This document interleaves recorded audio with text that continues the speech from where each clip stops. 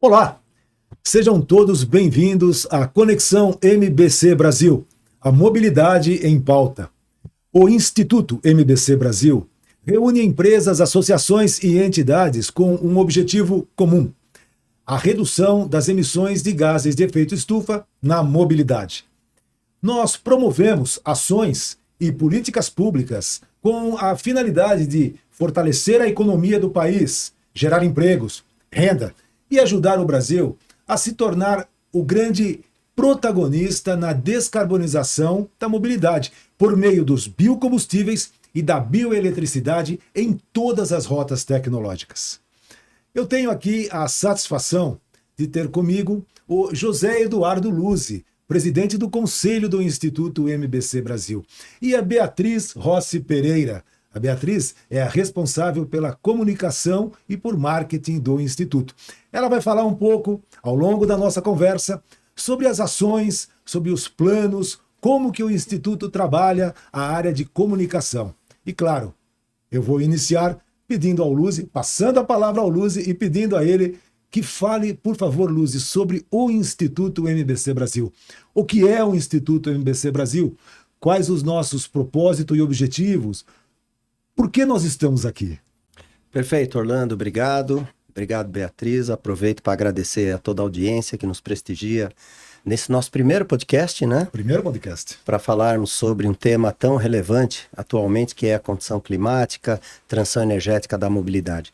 Bom, deixa eu contextualizar um pouco quem é o Instituto MBC Brasil, né? Nós somos uma entidade multissetorial com foco em transição energética viável e inclusiva. Nós fazemos a ponte entre a indústria automotiva, indústria de máquinas, entre o setor da agroenergia, academia, serviço pós-venda automotivo e trabalhadores. E o que nós defendemos é que o Brasil utilize de todos os seus recursos, de todas as suas vantagens comparativas, para que consiga promover a transição energética da mobilidade de uma maneira socialmente e economicamente viável. Eu acho que o Brasil é um dos poucos países que tem condição de fazer essa transição energética saudável pela sua história com biocombustíveis, pela tradição com biocombustíveis, mais de 50 anos de tradição em biocombustíveis e na propulsão de biocombustíveis, né? E além disso, o fato de nós termos a matriz elétrica mais limpa e renovável do G20 também traz uma vantagem comparativa para as alternativas de eletricidade e bioelétricos. Então, o que nós, do Instituto MBC Brasil, trabalhamos é para levar esse conhecimento a todos os stakeholders, a todos os formadores de opinião, aos legisladores, para que o Brasil realmente tenha um programa que seja adequado à sua realidade.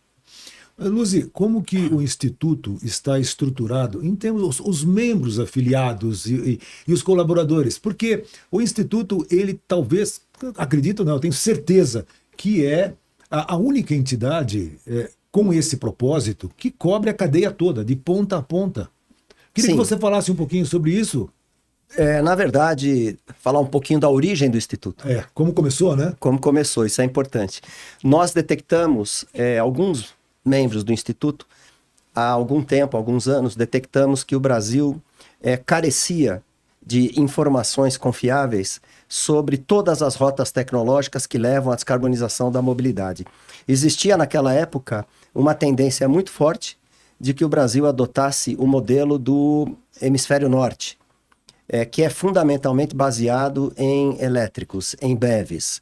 Uma agenda que não é adequada à nossa realidade, né? Exatamente. E o que nos preocupava é que faltava naquela época uma visão sobre quais as alternativas que o Brasil tinha a essa única rota tecnológica da eletrificação para promover, como eu disse anteriormente, a descarbonização da mobilidade de uma forma socialmente inclusiva, que não representasse um risco a emprego e renda no Brasil, mas ao contrário, que promovesse a neoindustrialização ou a reindustrialização do Brasil. Então nós começamos reunindo algumas empresas, algumas entidades, começamos pequeno, com o mesmo propósito, que era o propósito desse letramento, de influenciar políticas públicas, novas políticas públicas baseadas em múltiplas soluções para descarbonização, e fomos crescendo. Hoje nós somos 27 empresas e entidades. Nós cobrimos todo o setor automotivo, toda a cadeia do setor automotivo, desde a produção de bioenergia até o pós-venda, passando pela indústria, pela academia, pelos trabalhadores, né? E tivemos, nos últimos 2 anos, um papel importante, um papel relevante para mudar aquela tendência que nos preocupava e realmente colocar o Brasil numa rota de descarbonização que seja adequada à realidade socioeconômica do nosso país. O Instituto ele tem, como você falou, a cadeia como um todo, desde acho que praticamente todos os produtores do setor sucroenergético estão presentes, todos os produtores, a Biogás, que representa os produtores de biogás e biometano. Aliás, vamos falar bastante sobre biometano, porque biometano é uma solução espetacular.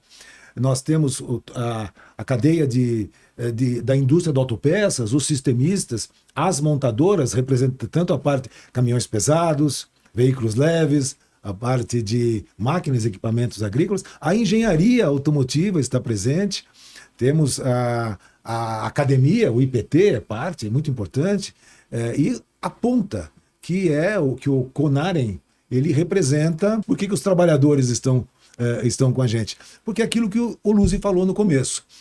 Quando a rota, existia o risco de o Brasil assumir uma agenda, uma rota tecnológica única. Aliás, não tem uma única bala de prata para isso. Todas as rotas são partes desse arcabouço que vai gerar a descarbonização na mobilidade. Então, todas as rotas tecnológicas são parte da solução. Só o setor do etanol representa 2,2% do PIB no Brasil. O setor sucroenergético. Isso é muito importante. Então, nós não podemos correr riscos de errarmos em relação a isso. Esse foi um exemplo. Você coloca a indústria de autopeças. Quantas empresas de autopeças nós temos Olha, nós temos a Abpeças como membro, inclusive com assento no Conselho de Administração do Instituto MBC Brasil, e só a Abpeças tem 520 indústrias de autopeças como associadas. Tem a Abimac também, com mais exatamente, 1.500, importante falar da Abimac, então o setor de máquinas também está presente no nosso instituto, e com mais de 1.000 empresas associadas, né? Então, a base de representatividade do Instituto é muito forte e isso nos dá uma condição especial, né, de abrirmos portas, abrirmos interlocução com o Congresso Nacional, com o Poder Executivo, com os estados, com os municípios, no sentido de levar aquela imagem, aquela mensagem, melhor dizendo, daquilo que o Brasil tem de melhor, né? Mas, já que nós estamos contextualizando o Instituto, Orlando, eu acho que é importante também vocês passarem para a audiência de que forma que nós trabalhamos.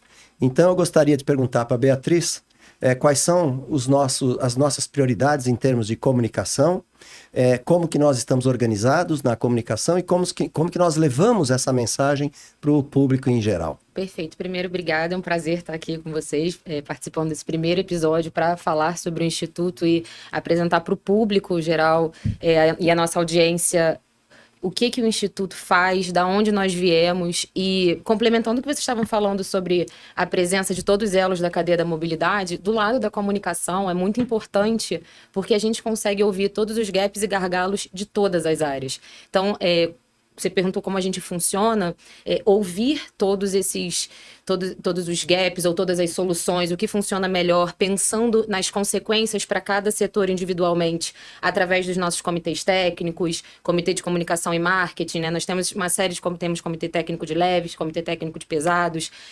de relações governamentais, que são espaços para os debates, para as discussões, para que se possam formar políticas públicas e recomendações a serem levadas ao Congresso. Então, esse espaço e essa oportunidade que, de fato, eu acho que é a única do mercado, de a gente ter todos os elos pontuando e trazendo quais são as questões que a gente tem que ter atenção e quais são as melhores soluções, que não é uma, mas para cada membro do Instituto, a gente olha com cuidado em cada ponto que é trazido, exatamente para que a gente possa levar para o Congresso e influenciar nas políticas públicas com um olhar completo da cadeia. Então, se a gente escolhe uma única solução, a gente acaba influenciando, muitas vezes as pessoas não pensam o quanto, por exemplo, a gente adotar o modelo europeu vai influenciar no pós-venda no Brasil, ou o quanto isso influencia em emprego e renda, né? Quando o Instituto lançou o primeiro estudo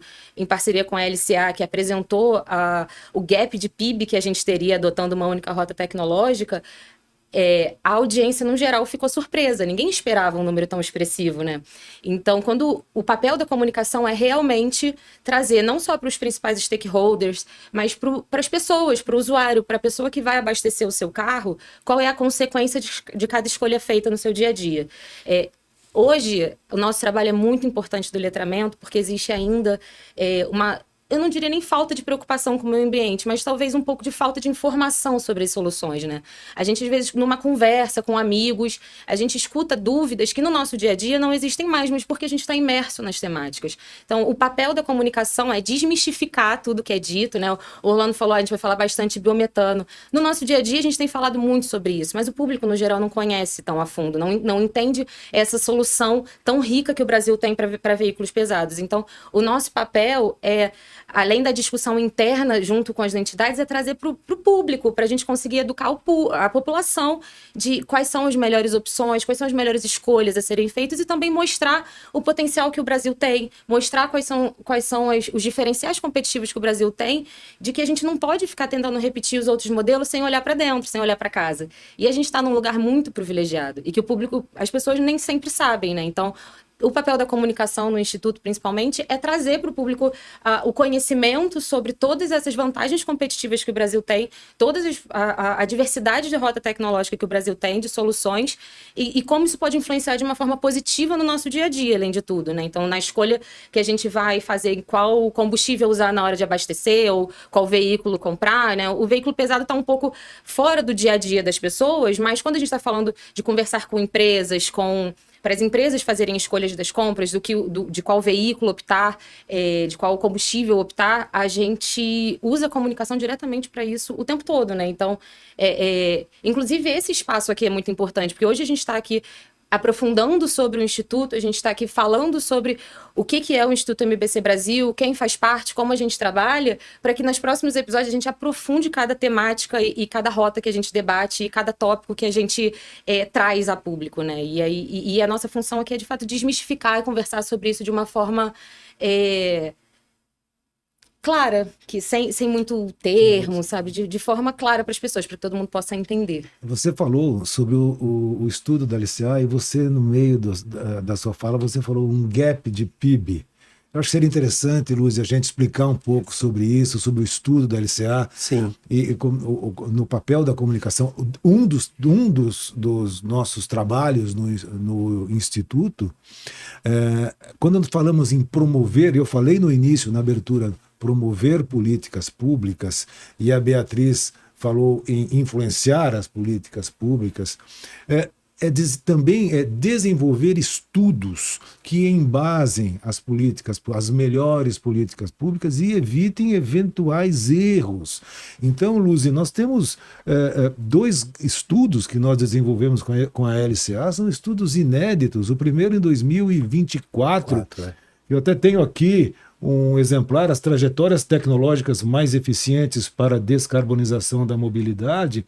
Esse estudo foi lançado em abril de 2024.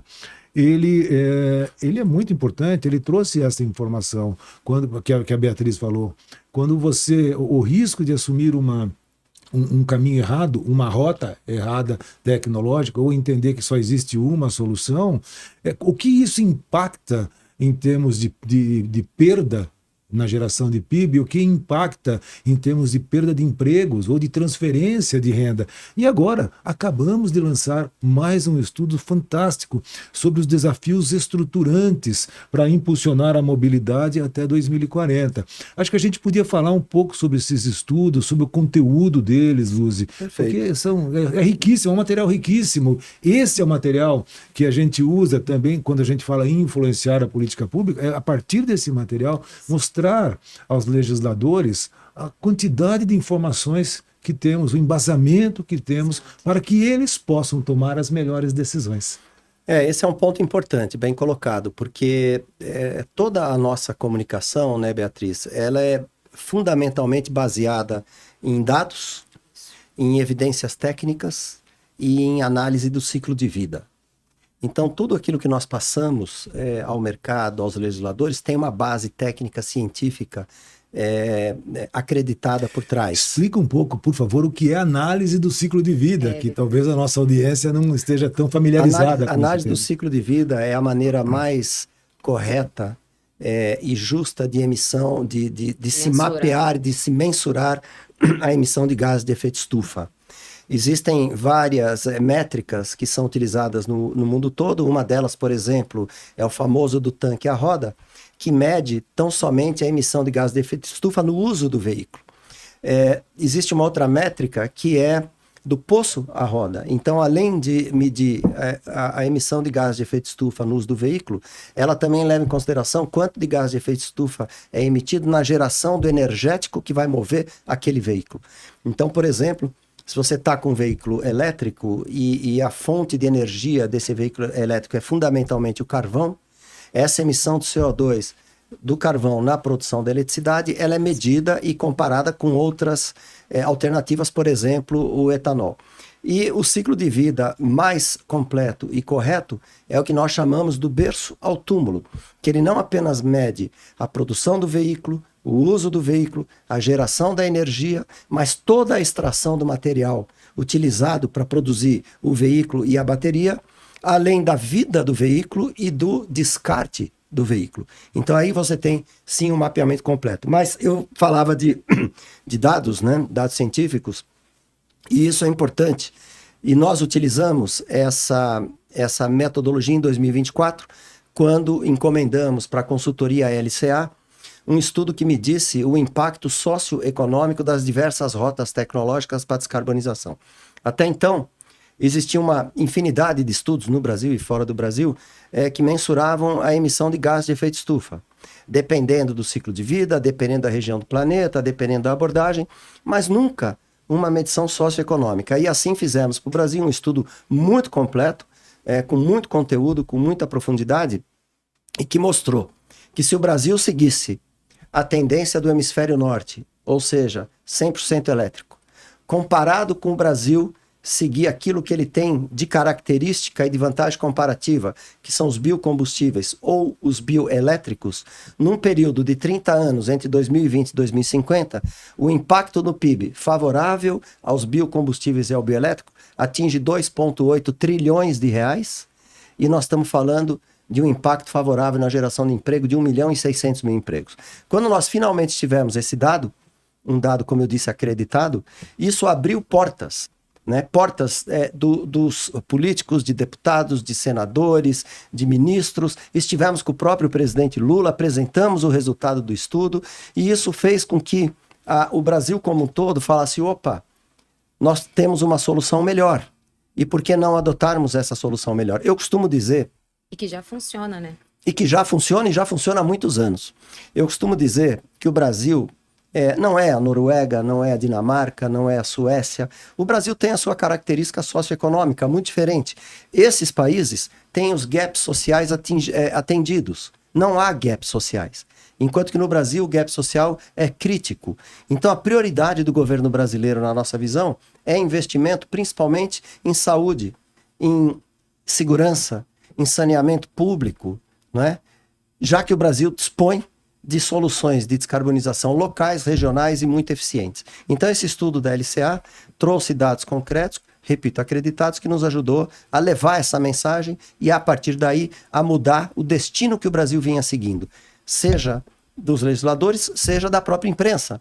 A própria imprensa dizia que o Brasil estava atrasado em relação à descarbonização da mobilidade, porque a nossa penetração de elétricos de BEV era desprezível naquela época. E nós provamos por A mais B que o Brasil não está atrasado, o Brasil está muito avançado. E aqui, se vocês permitem um dado, enquanto que a média global de emissão de CO2 oriunda do transporte é de 22%, no Brasil é 14%. E por que é 14%? Porque há 50 anos nós temos o etanol, como você disse, Orlando, desde 2003 nós temos o flex, então já são 23 anos de veículos flex. Lançamos os bioelétricos recentemente, os híbridos flex etanol. e temos um dos maiores índices de diluição do etanol anidro na gasolina, o blend do etanol anidro na gasolina, temos o blend do biodiesel no diesel. Então, tudo isso faz com que a frota circulante nacional seja a que menos emite CO2 no planeta. Como o objetivo é redução de gás de efeito estufa, o Brasil está muito avançado. Então, não teria por que não utilizar todo esse ativo que o Brasil tem em prol de uma tecnologia. Um dos nossos membros costuma dizer: o Brasil não precisa importar soluções para problemas que ele não tem. E esse foi um dos lemas que nós utilizamos e levamos adiante a nossa mensagem até hoje. Pegando um gancho no que você falou em relação à frota, a nossa frota, podemos dizer que ela já está parcialmente descarbonizada. Nós temos os dados de evolução da frota circulante, do parque circulante. Hoje acho que são 40, no veículos leves, algo como 46 milhões de veículos aproximadamente, e no veículos pesados, considerando caminhões e ônibus, algo como 2,7, 2,8 milhões.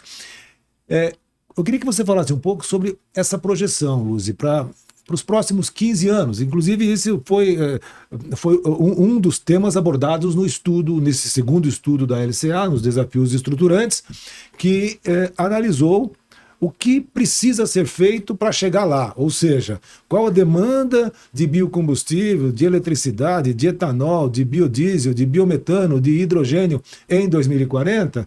É muito fácil, projeção é fácil projetar, projeta tanto, mas tá bom, e para chegar lá? São 15 anos, um país que tem as dificuldades de infraestrutura que nós temos, mas tudo começa com a frota. E essa frota, ela tem uma projeção que o Sindipeças, Abpeças tem um trabalho muito bem feito sobre essa projeção. Eu queria que você falasse um pouquinho, Luzia, sobre como que é essa composição, qual é a visão dessa composição de frota hoje, como que é a visão dessa composição de frota lá na frente e o que isso impacta em termos de descarbonização na mobilidade. De fato, Orlando, quando nós encomendamos o primeiro estudo em 2024, nosso objetivo é ter o impacto socioeconômico que já foi explicado antes. Impacto na geração de emprego, no PIB acumulado, no período de 30 anos.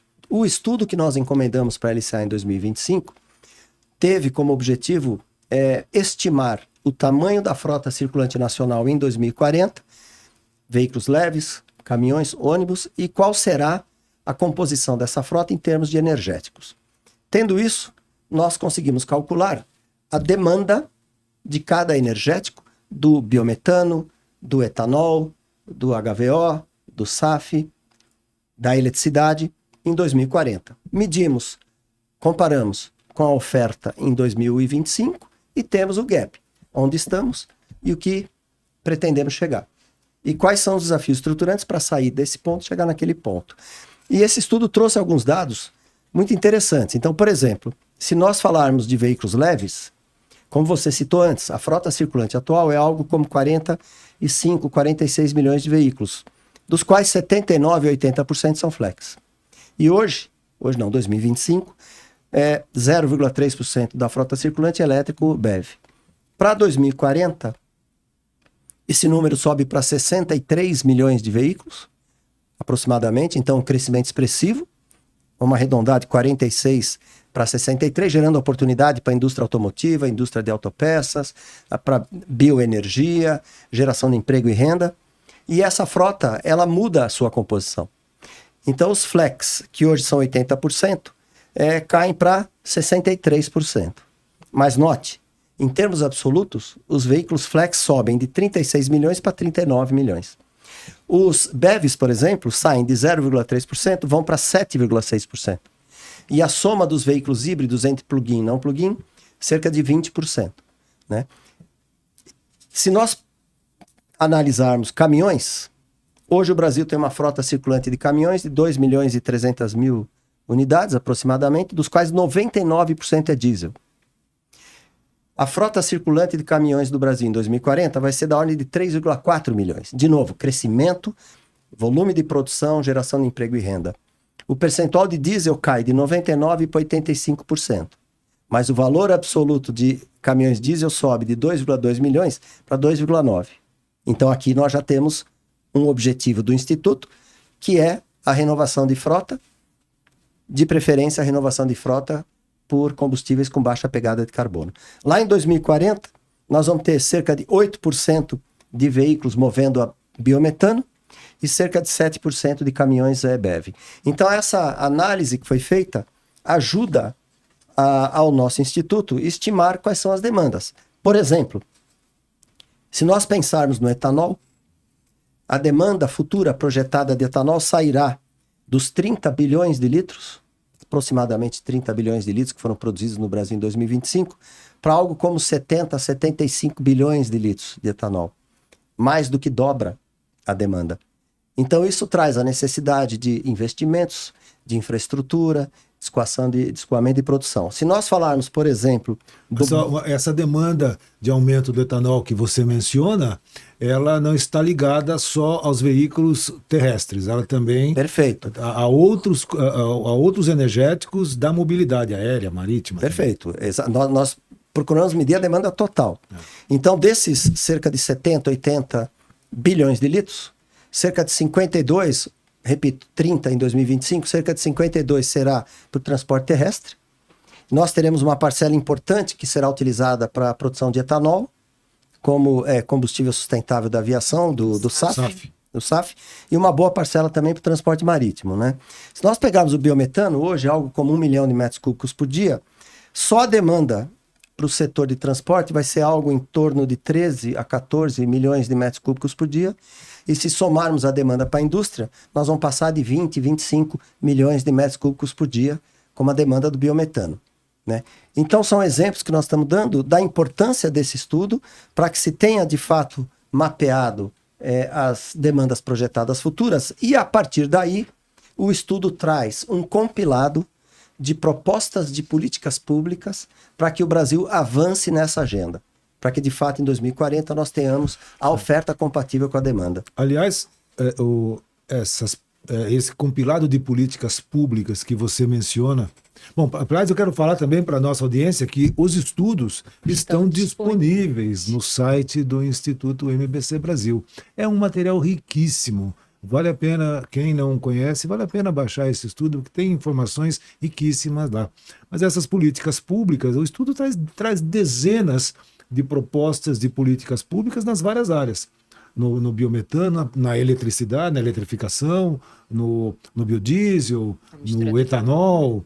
E, claro, também traz a possibilidade, a oportunidade de se pensar aquelas prioridades que devem ser atendidas ou devem ser buscadas mais rápido, né? Deixa eu voltar só um pouquinho com uma dúvida, que como eu falei no início, né, pra gente que está dentro desse universo, a gente entende, a gente discute sobre essas temáticas, mas para o público, qual a importância do biometano? Porque o biometano vem sendo visto e aprofundado como uma solução, principalmente para veículos pesados, né?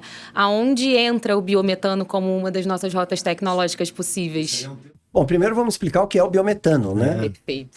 Então, toda vez que você tem a decomposição de uma matéria orgânica, seja qual for a origem, você tem a geração de gases, que são chamados biogases. Esses biogases eles são compostos de dióxido de carbono, CO2, e metano. Normalmente, esses gases são queimados, no que chamam dos flares, que é um desperdício. Você tem uma fonte energética riquíssima que é simplesmente queimada. Quando você pega o biogás e faz a filtragem do biogás, ou separa ao máximo que você conseguir o CO2 do metano, você tem o biometano. Então, o biogás tem algo entre 60% e 65% de metano, enquanto que o biometano, esse percentual passa de 90%, 92%. O biometano é um excelente combustível para substituição do diesel. Ele praticamente tem uma relação de 1 para 1 com o diesel, com pouquíssimas alterações no motor. Um motor que hoje... Desculpa, explica essa relação de 1 para 1 que você falou. Um litro... Hoje, praticamente, um metro cúbico de biometano equivale a 0,92, 0,93 litros de diesel. É mais ou menos essa proporção, né? E um motor que roda biometano no uso pesado, 80% dos seus componentes são os mesmos componentes do motor a diesel. Então é uma solução quase que drop-in, entre o combustível diesel e o biometano, com uma redução da pegada de carbono importante e com uma vantagem econômica, né? O biometano tem um custo inferior ao diesel. Então você tem, ao mesmo tempo, uma solução ambiental e econômica, viável, de baixa complexidade tecnológica, cujo praticamente todas as montadoras de veículos pesados no Brasil já dominam a tecnologia do biometano, né? Então é uma grande vantagem. O Brasil, como eu disse, ele produz hoje algo como 1 milhão de metros cúbicos por dia e tem o potencial em 2030 de produzir algo como 35 milhões de metros cúbicos e o potencial do país como um todo lá para 2040 é algo como 120 milhões de metros cúbicos por dia. O que significa isso? Para ficar mais fácil para a nossa audiência. 35 milhões de metros cúbicos por dia, que é o potencial que o Brasil tem em 2030, seria o suficiente para substituir 67% do que o Brasil importa de diesel, que geraria um impacto favorável de 10 bilhões de reais na balança comercial. Dólares. 10 bilhões de dólares. 10 bilhões de dólares na balança comercial brasileira. Quando a gente pensa que o Brasil pode produzir 120 milhões de metros cúbicos, isso seria suficiente para substituir 70% do consumo de diesel A no Brasil em 2024. 70% poderia ser substituído pelo biometano, gerando 800 mil empregos entre empregos diretos e indiretos e trazendo uma contribuição ao PIB entre 1,3% e 2%. Então é uma solução extraordinária. E de onde o biometano vem? Como eu disse, sempre que você tem uma matéria orgânica em decomposição, ela gera o biogás. Cerca de 50% desse potencial de 120 milhões vem da própria indústria sucroalcooleira. Mas o biometano também vem de aterros sanitários, vem de dejeto de animais, né? E por aí vai. Então essa é uma solução que nós defendemos como um dos exemplos, além do etanol, de que o Brasil tem de algo de custo competitivo, algo palatável para a sociedade, né? E que promove a descarbonização de forma viável. E né? é da indústria nacional, né? É novo. E a indústria nacional. Então, hoje você já tem produtores no Brasil que produzem motores a biometano, cilindros, válvulas, equipamentos, etc. Tudo isso é produzido no Brasil. Então, você promove uma descarbonização com produção local, com fornecedores locais, né? E você poderia desmistificar um pouco aquela ideia de que o caminhão a biometano não rende tanto quanto o caminhão movido a diesel? Não é bem na assim. verdade, é uma crença bem popular em toda nova tecnologia que... sim. Não nova, né? O etanol não é novo, mas isso é uma crença importante de ser explicada. Quais são as nuances entre um e outro, porque, na verdade, exatamente, desmistificar essa inverdade acreditada por muitas pessoas e muitas vezes disseminada, e não só no caso do biometano, mas em todas as rotas tecnológicas eu sinto que a gente tem um pouco de resistência. Esse ponto é importante e eu acho que a gente pode, inclusive, depois fazer um paralelo com o biodiesel. Né? Também. O que acontece, Orlando? No passado, haviam, e ainda existe no Brasil, muitas conversões de motores de gasolina para gás natural. E conversões que não eram feitas e não são feitas por fábrica, por fabricantes originais, são feitas por oficinas não credenciadas e sem acesso à informação de tecnologia que vem do fabricante do motor ou da montadora. Essas conversões feitas em garagem, na maior parte das vezes, trazem sim um prejuízo de performance ao motor. Agora, quando você tem um motor a biometano que foi desenvolvido, projetado, fabricado por uma montadora ou por um fabricante de motor, esse motor foi desenvolvido por uma fábrica, por engenharia competente. Então ele tem um desempenho exatamente igual ao diesel em termos de potência e torque, com a diferença de consumo de combustível que eu citei da ordem de 7 a 8%. Mas com um custo muito mais competitivo do biometano do que do diesel. Então, no final, a conta se paga, você tem a mesma performance do veículo, com uma grande vantagem da redução do ruído, porque o biometano tem uma emissão de ruído bem menor do que o diesel, né? E você descarboniza de uma forma eficiente e econômica, né? Esse é um exemplo. Quando a gente vai, por exemplo, biodiesel, mesma coisa, né? O biodiesel, desde que a produção do biodiesel siga as normas da ANP, que são normas muito rigorosas em termos de qualidade e produção. Desde que todo o manejo, transporte e armazenamento do biodiesel seja feito de forma correta, nos prazos corretos, com filtragem e equipamentos corretos, você pode utilizar o biodiesel sem nenhum problema. Existem aplicações 100% biodiesel, B100. Nós temos alguns membros do nosso instituto que já falam em utilização do B100 em ambientes controlados, né? Então é uma questão que não é do combustível, não é do biodiesel, mas da fiscalização na produção, na qualidade, no manejo, no transporte. Então é isso que nós precisamos trabalhar. E é isso que a Beatriz trabalha na nossa área de comunicação, no sentido de derrubar essas inverdades, esses mitos, né, Beatriz? E levar a informação correta para todos os públicos. Exatamente, o que eu estava comentando, né? No dia a dia a gente sente que existe uma resistência por falta de informação mesmo. Essa questão da conversão para o gás natural, que durante um período foi muito feito e de fato dava muito problema, o carro perdia um pouco a capacidade e se associa naturalmente a essas novas tecnologias. Então, ao biometano, nesse caso, né, para veículo pesado. Então, a gente escutar de especialistas e usar a comunicação de um instituto que reúne, de fato, todas as cadeias da mobilidade. E aí eu entro até no pós-venda, o quanto é importante a gente ouvir o pós-venda nesse ponto para entender que não é qualquer oficina mecânica que pode fazer esse tipo de conversão, não tem que vir de dentro da fábrica do automóvel ou de pessoas treinadas para isso. Então, o espaço da comunicação, nesse caso, é muito importante para passar para o público que existe um caminho a ser seguido e que funciona. E que não é porque X ou Y fez em algum lugar que não era o correto ou da melhor forma e não funcionou, que essa não é uma solução viável. E que, na verdade, a gente tem que entender quais são os caminhos, quais são as consequências de cada caminho, e aí consequências eu digo de forma positiva e também negativa, claro, mas principalmente a consequência positiva da escolha de cada rota tecnológica, para que a gente consiga alcançar o objetivo da descarbonização do setor da mobilidade. E, além disso, né, o nosso trabalho também é mostrar para o mundo, posicionar o Brasil como protagonista nesse processo de transição do setor da mobilidade, porque a gente tem o diferencial do Brasil é ter a possibilidade de diversas rotas. Então, a gente pode ser exemplo para o mundo também. Então, além da gente estar desmistificando, educando o público e estar influenciando dentro das políticas públicas para que o Brasil tenha os melhores caminhos, de fato, a gente também está apresentando para o mundo e para outros países que podem ter situações parecidas, quais são os caminhos possíveis, além de uma única rota já pré-estabelecida, né?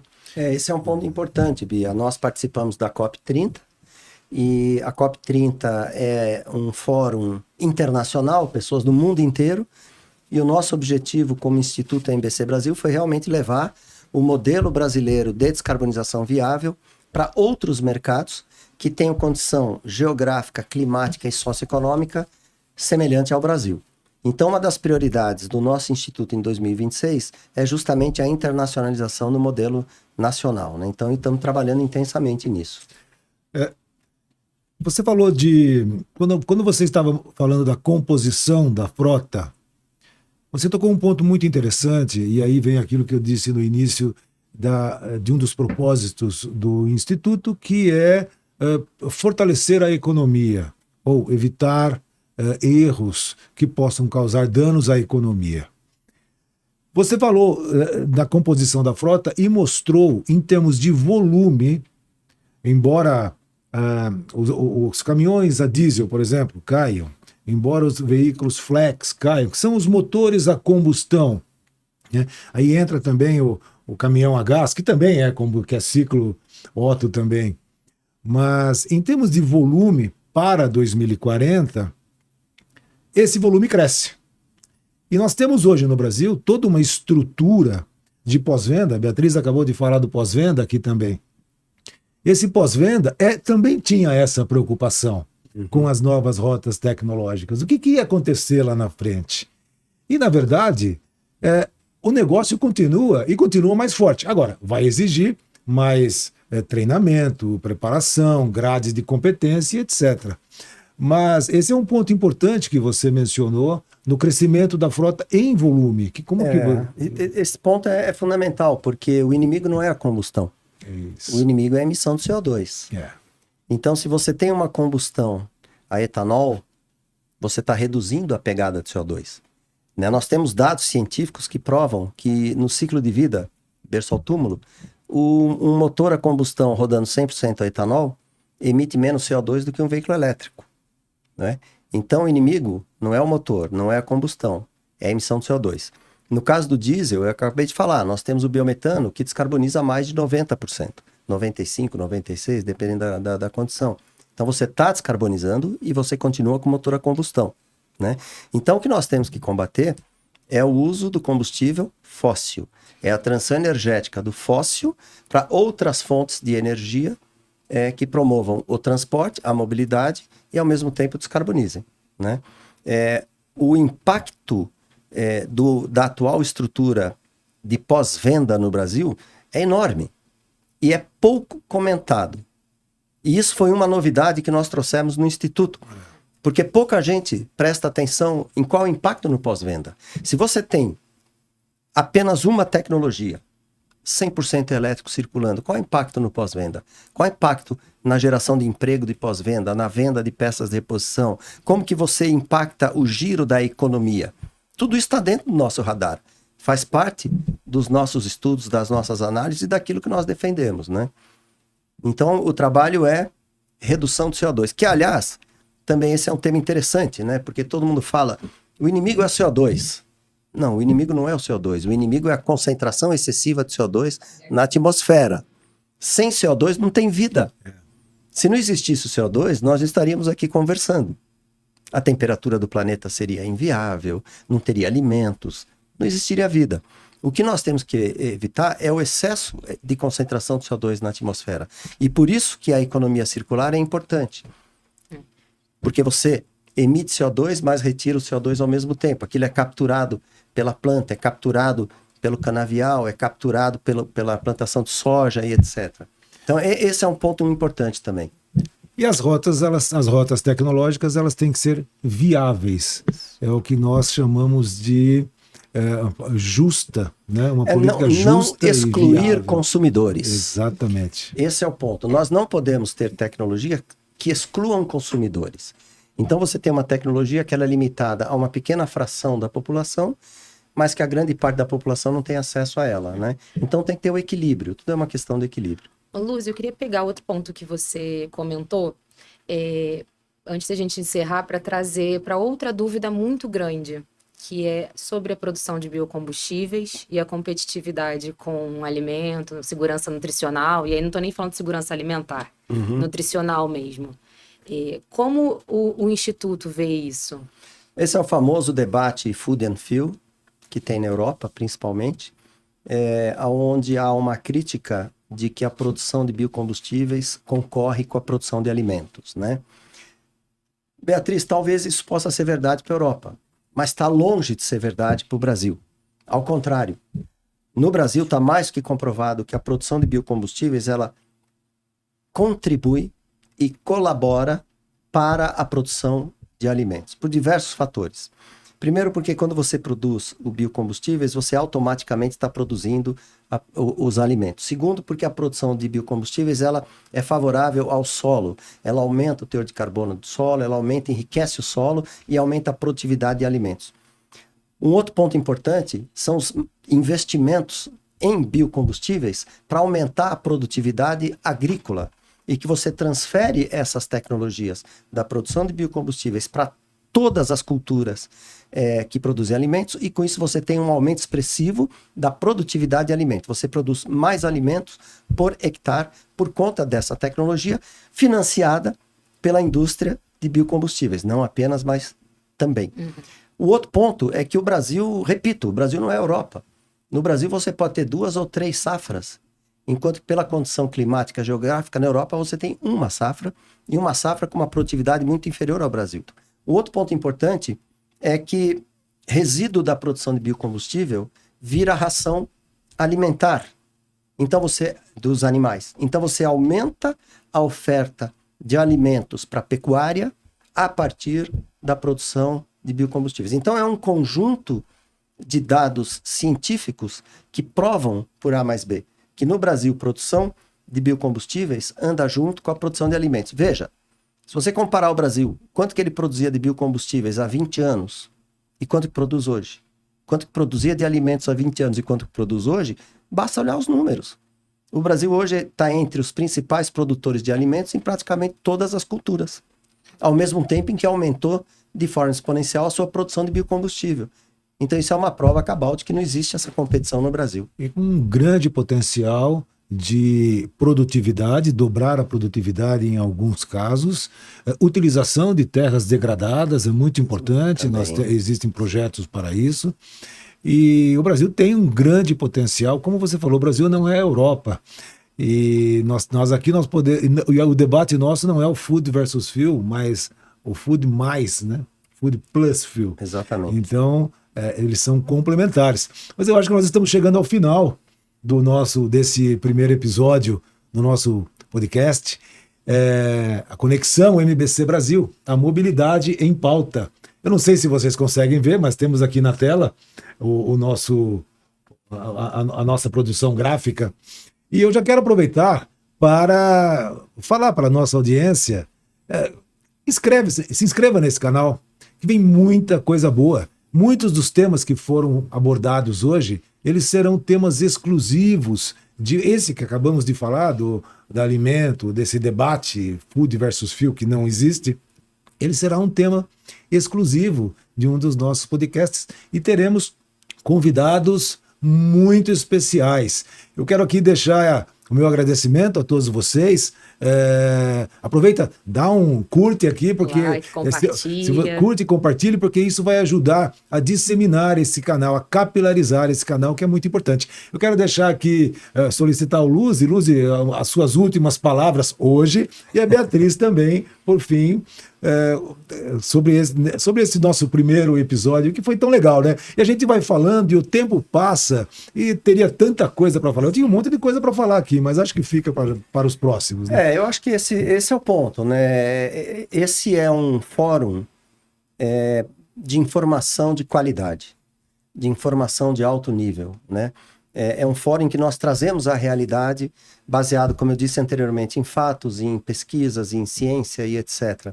E nós vamos promover vários episódios de podcasts do Instituto MBC Brasil, cada vez trazendo um convidado especial para aprofundar o debate de um tema específico. Quando nós vamos, de uma maneira geral, para a imprensa, para artigos, revista, é difícil aprofundar o debate. Então nós criamos esse podcast, nós criamos esse canal, criamos essa alternativa para que a gente possa, em cada episódio, aprofundar um tema específico. Teremos aqui presidentes de montadoras, presidentes de entidades, presidentes sistemistas, teremos políticos, influenciadores, estudiosos, catedráticos, sempre debatendo com profundidade um tema específico que trata da mobilidade de baixo carbono. Então, nos prestigie, nos acompanhe, dê seu like. O conteúdo vai ser rico. Beatriz, você tem agora a oportunidade de encerrar o nosso primeiro podcast, hein? É realmente uma honra estar aqui, foi uma honra participar desse primeiro episódio. Esse podcast é um espaço, né? O Conexão MBC Brasil é o espaço sem limitação de caracteres imposto muitas vezes pela imprensa para debater com profundidade as temáticas. A gente falou muito hoje sobre as vantagens do Brasil, sobre a riqueza de rotas tecnológicas e opções que o Brasil tem. E aqui é o lugar para que vocês entendam cada nuance, cada detalhe, cada diferencial que realmente as rotas tecnológicas trazem e por que o Brasil não precisa olhar tanto para o lado e precisa valorizar mais o que tem em casa. Perfeito. Então, se inscrevam no canal, curtam, compartilhem, não percam. A gente vai ter um episódio por mês com convidados muito especiais. São diretores, personalidades do setor, CEOs, pesquisadores. Então, o Luzi já nomeou bastante para não ser repetitiva. Não percam. Cada episódio vai tratar de temática importante para a gente. Como usuário, como consumidor, como diretor de empresa, como stakeholder, como político. Então, não percam e acompanhem.